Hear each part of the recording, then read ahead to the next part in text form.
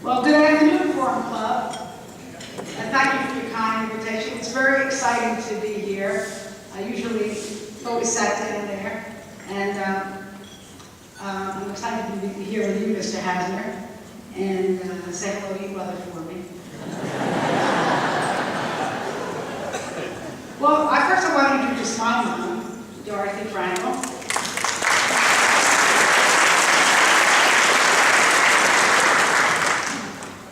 My mom has loved and guided me from the minute I was born. And growing up, I remember we had our refrigerator in obviously it was in the kitchen. She would take notes there to give some guidance to my brother and I. And her favorite note to us was, if you kids need a helping hand, look at the end of your own arm.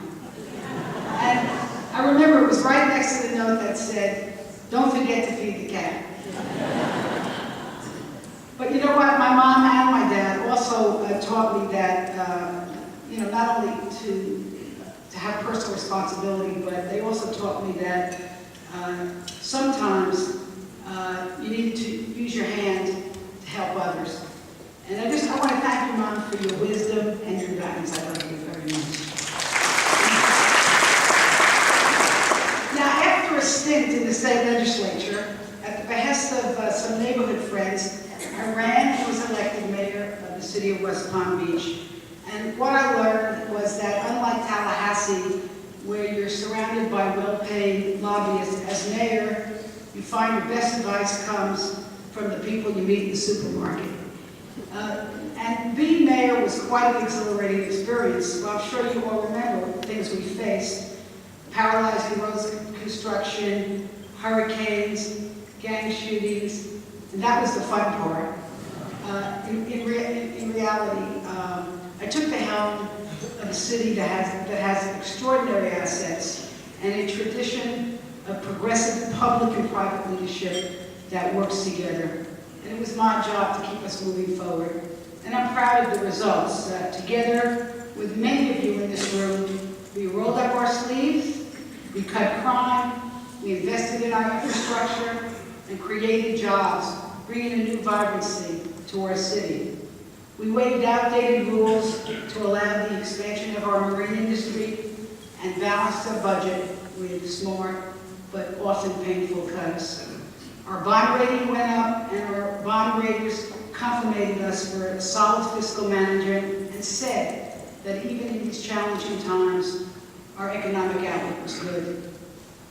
And sure, we made mistakes along the way and had some tough fights with critics, but you and I, we never gave up, and we continued the city's tradition of civic and business and political leaders working together in a nonpartisan way to build a city where people want to be. For me, the biggest compliment came when my own son, Ben, a proud captain in the United States Marines, came home safely from wars in Afghanistan and Iraq and said, "Mom, I love this city." And he put down his stakes and opened a small business just a few blocks from here. You know, as I came to the end of my term as mayor, a cruise was looking pretty good. But despite our successes here in the city, what I realized is that we were not immune from the economic crisis of our country, causing people to lose their jobs and their homes. And I felt the same frustration as most Americans. Those politicians in Washington started to look like that construction downtown. We all knew. It was a gridlock. They were fighting with each other and not for us. And I said to myself, it's not time yet for a cruise. So I'm here today running for Congress. I'm offering to take my experience and my values to Washington, D.C., to be a problem solver with a strong backbone to make fair and tough decisions and try to find the middle ground where it's possible. In this election, the voters will have a clear choice. We can't agree on that. And the choice for me is going to be whether we're going to build up our middle class or we're just going to keep giving more to the people who really don't need it the most, repeating past mistakes. And you know what? I'm going to start with a compliment to Mr. Hasner because boldness, because a year ago he came out and he supported what we call the now famous Ryan budget plan. I don't get it. I respect that, but I don't get it, and it doesn't match with my advisors in the supermarket, because this is what this plan does. It takes scholarships from college students. It cuts health benefits from veterans. It raises the cost of prescription drugs for seniors. It defunds Planned Parenthood. And I am fairly certain that our budget deficit was not caused by children with autism or 90-year-old grannies in nursing homes. So why take it out on them by cutting services? And that Ryan plan, how are they going to fix Medicare? With a voucher program that will cost grandparents when their oldest is sickest, $6,000 more a year, and force them to fend for themselves with insurance companies. But listen, what makes this more unacceptable to the friends that I meet in the frozen section, that's where I go, a lot to the frozen section of the supermarket. This is a plan that embraces that the richest people in the country get huge tax breaks while the taxes on the middle class go up. And I know that most people don't think that's fair.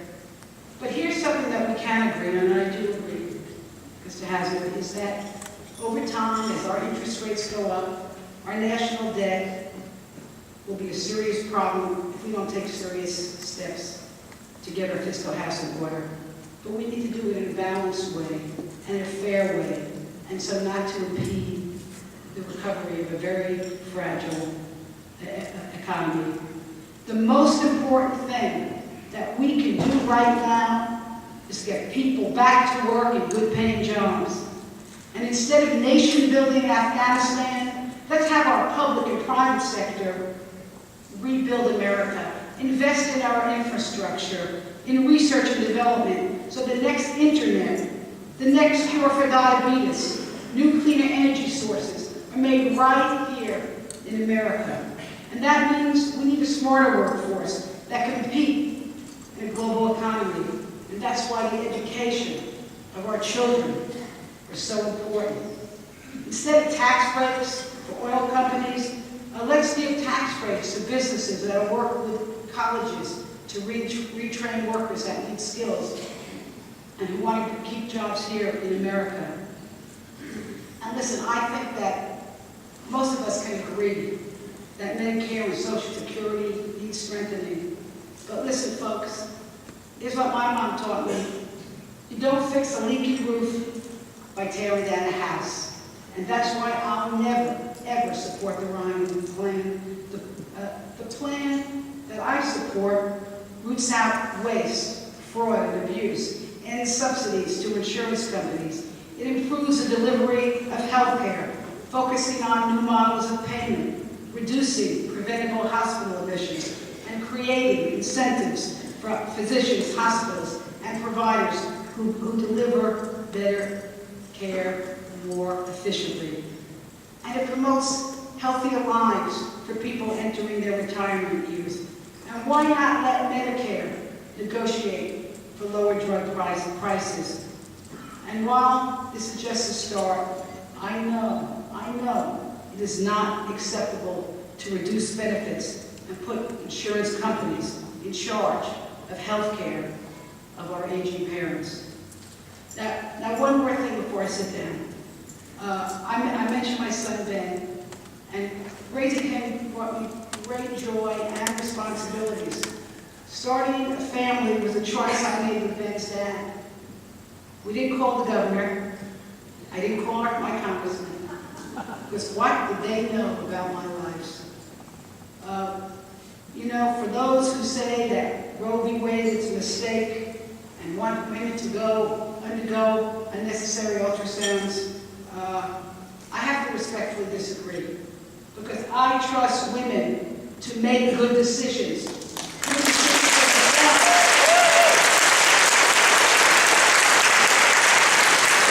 And I will tell you this, I'm going to fight like heck to protect women's access to health care in this country. And I promise you this, whether the issue is about jobs or taxes or Medicare, when I get in Congress, it's not going to be just about the numbers. It's going to be about you and your families and your children and about opportunity and fairness. I will always be on your side, always.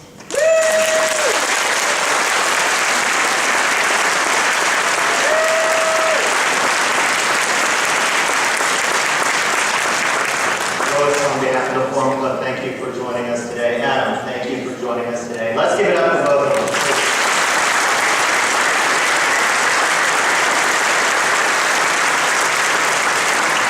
We will start with our questions, and they start from our students. Lois, since you went second, you get the first question.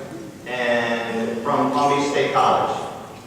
My name is David Walsh. I am president of Political Forum, and I'm also chapter founder of the National Society of Leadership and Success at Palm Beach State College, Boca Raton campus. First off, I just wanted to say thank you to my provost, Dr. Bernadette Russell, and the Forum Club for inviting us students of Palm Beach State College here.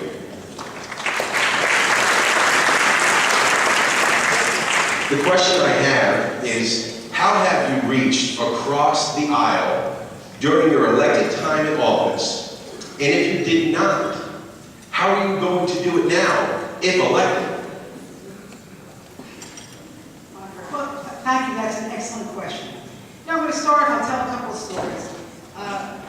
I was in the legislature for 14 years. Part of it, I was in the majority, part in the minority. But I felt my best experiences is when I could reach across the aisle. And one of the best examples involves a former member of the Forum Club, a lady we all love. She's not with us anymore. Her name is Marion Lewis. And Marion Lewis was a terrific representative, a Republican from the north end of the I'm done already? 30 seconds. Oh, I didn't have 30 seconds. Well, Marion had a battle with breast cancer, and her experience was she could not get insurance companies to cover that. She came back to the legislature. We got together, the women of the legislature got together, and as a result, insurance companies now cover mammograms in the state of Florida.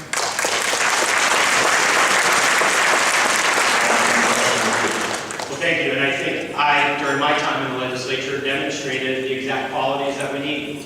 I referenced the Iran investment legislation, where I worked with Ted Deutsch. Florida led the entire nation, and 20 other states have passed similar legislation. I led the effort on innovative cancer research funding with my Democratic colleagues and was awarded the American Cancer Society Legislator of the Year title 2 years in a row. Worked together with those across the aisle to pass legislation to protect our coastal waters and our reefs from ocean outfall. And then led the effort with Democrats on renewable energy legislation to come up with innovative ways to finance renewable energy technologies in homes and in businesses. And so that's the experience that I demonstrated during my time in the State House of Representatives. And it's about knowing what you stand for and being able to go to Washington and work across the aisle to get things done. I've proven it during my 8 years in the state legislature, and I believe that I will continue to prove it as your member of Congress in Washington. Wow, that's There were 2 minutes to move by, didn't they? Yeah. Back to the students for the second question, and this one's going to go to Adam first. Hi, my name is Lois Stevens, and I'm a student representative to the District Board of Trustees. I'm also a senator in the Student Government Association on the EASY campus in Palm Beach Gardens. Thank you to Forum Club for inviting us and having us here. It's a wonderful opportunity to see American democracy in action. My question is, in this political climate of fact-checking, what can you do during this campaign and if elected to start changing the culture of politics back to what my parents talk about, respected public servants with the highest standards?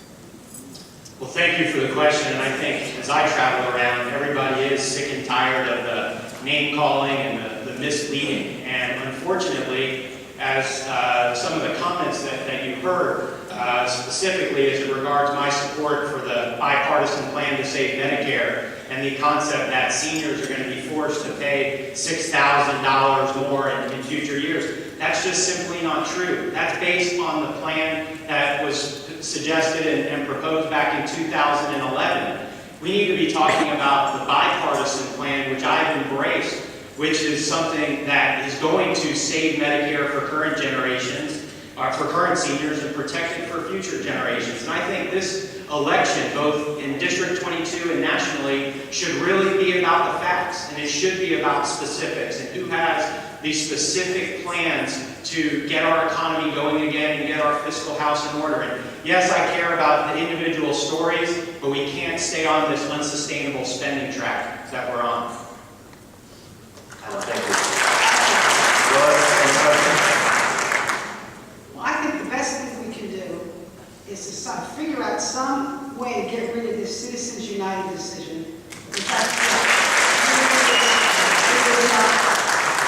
the Supreme Court now allows corporations to put as much money as they want into these shadowy, sleazy super PACs that run ads, and to me, it's really confiscating democracy.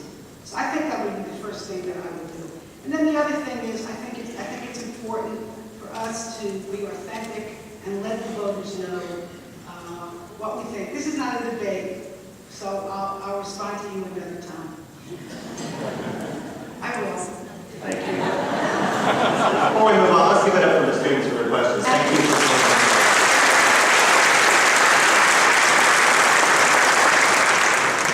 Lois, I believe this goes to you now, and then to Adam. Do you believe it's possible for the two parties to reach a compromise in reducing the deficit? Let's put it this way. I think that the two parties must reach a compromise in reducing the deficit. I think it has to be responsibly. I think it has to be in a balanced way. But first of all, we have to get people back to work. That's the most important thing we can do.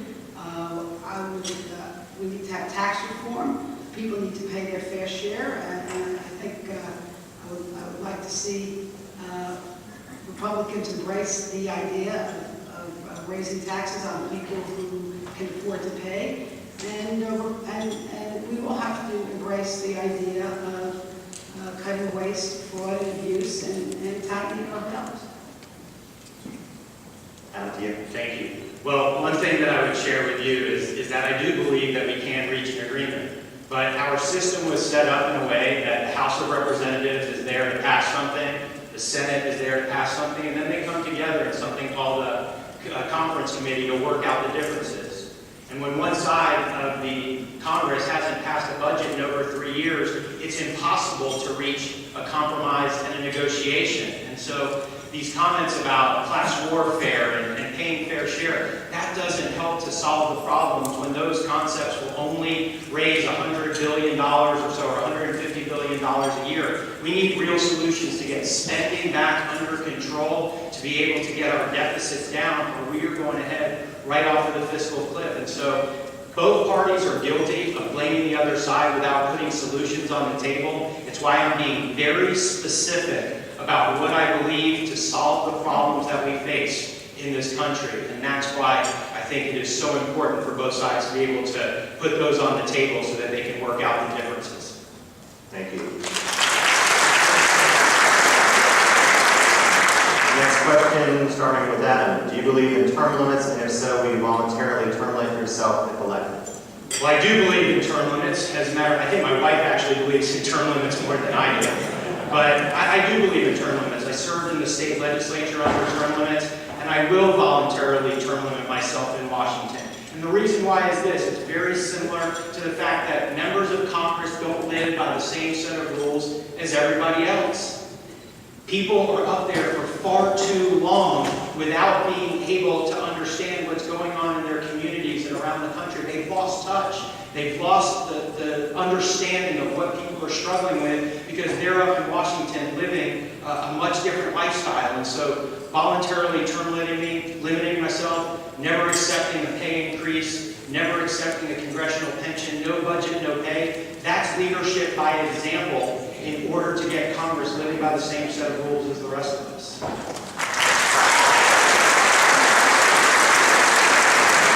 Same question to you.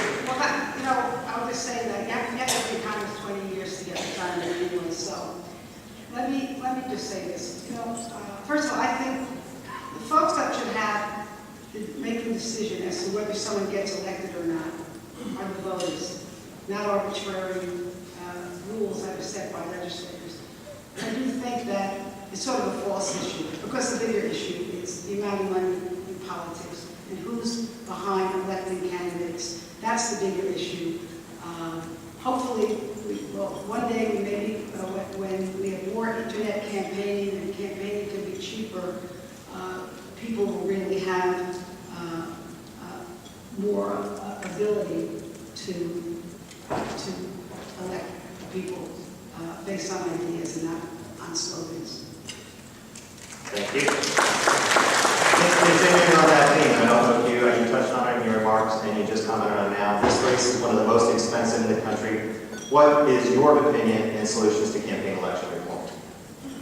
You want to continue your thoughts? Yeah, well, I would just say this. First of all, somehow Citizens United, which is the Supreme Court decision which allows corporations to basically put money into these shadowy campaign organizations and say whatever they want. In fact, there's a nice the young guns are running campaign commercials against me right now. So I can tell you this: either we have to change the Supreme Court or we need a constitutional amendment, because I think we need to get rid of Citizens United. That's number one.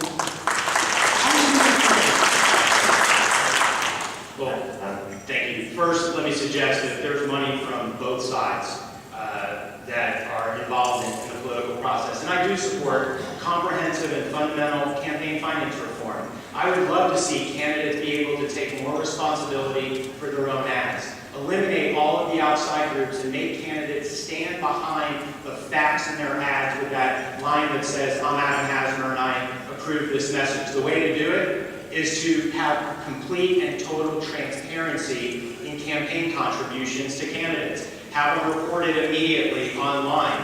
Maybe change the limits of what candidates can accept from individuals. That's the way to actually do it, so people know who's contributing to their campaigns, and then candidates have to stand behind the ads that they run, as opposed to having outside groups get out there and do it for them.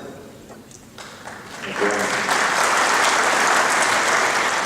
Switching gears a little bit, why do we continue to give foreign aid money to countries that hate us, and especially since we're so heavily in debt?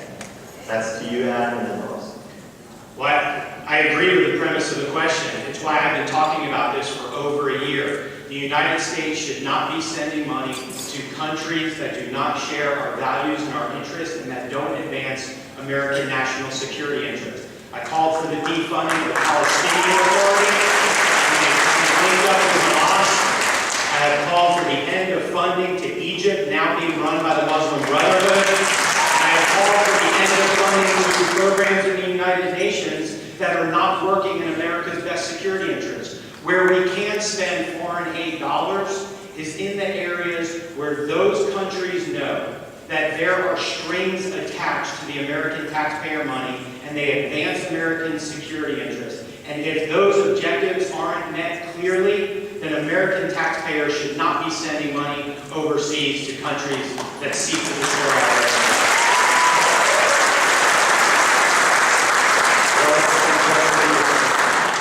Well, I think I mentioned this in my speech. First of all, I oppose nation building in places like what we're doing in Afghanistan. I think that money should be here. The world, especially the Middle East, is in chaos right now. It's starting to get, I would say, confusing for everybody as to who is your friend, who is not your friend. I would say as to what's happening in Egypt, we have to be very cautious. But sometimes your best leverage is your economic leverage. And you have to be able to use it. And if you yank money away, suddenly, you basically are losing your economic leverage. So I would say we have to be careful how we spend our money and where we spend our money. But we have to have both diplomatic and economic tools to bring some sense to this world.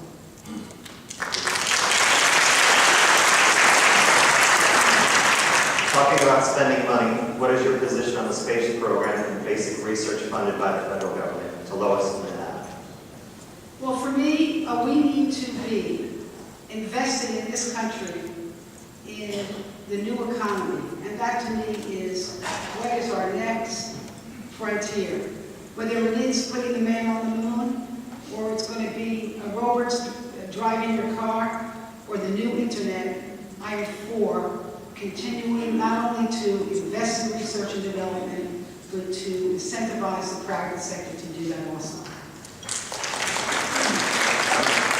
I've had the opportunity to travel to Brevard County. I've seen it up close and personal. I've talked to the engineers and the scientists and the researchers, the people who have been most impacted by NASA funding being eliminated, by the space shuttle program being ended. Those are people who are best and brightest in the state of Florida, and we have them here in our local communities as well. And so we need to continue to have the types of research and development funding, whether it's in space, whether it's in renewable energy technologies, whether it's in healthcare. That's what's made the difference in America. But we also have to do it in a fiscally responsible way. No more of these giveaways to companies and these earmarks to companies that are failing, that need federal government money to be propped up in order to be successful. We can make those research dollars work for us, and we can lead to that new economy where people here in our state of Florida and all around the country are leading on the next new economy and creating the jobs and innovation for the future.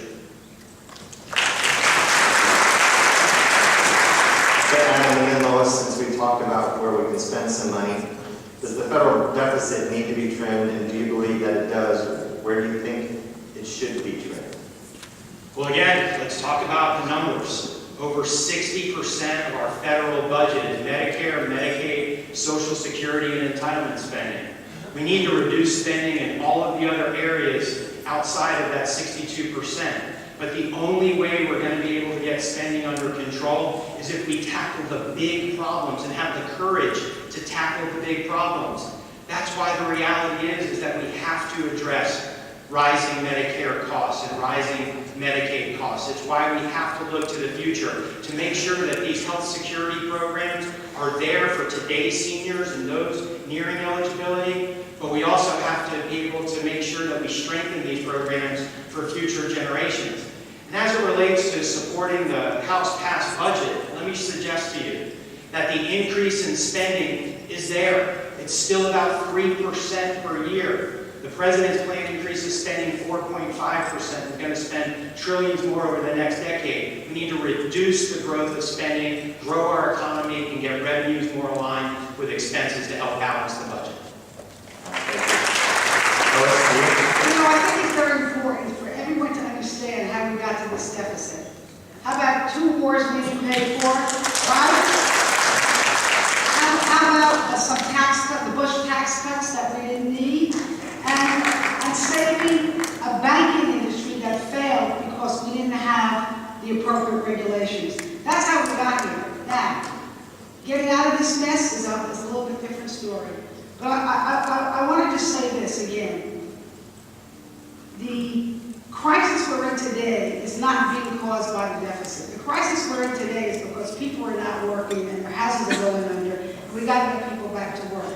But one area that we do agree, that we need a long-term balanced solution to get this deficit under control. But it has to be balanced. You have to ask for shared sacrifice, and you cannot say to the very wealthy, we're just going to keep giving you more without you paying your fair share. Of course, thank you. Last 3 questions. I know, time's flying. This goes to Lois first and then to Adam. Do you believe there's a fair way to deal with the issue of illegal immigrants and their children who have grown up in the United States?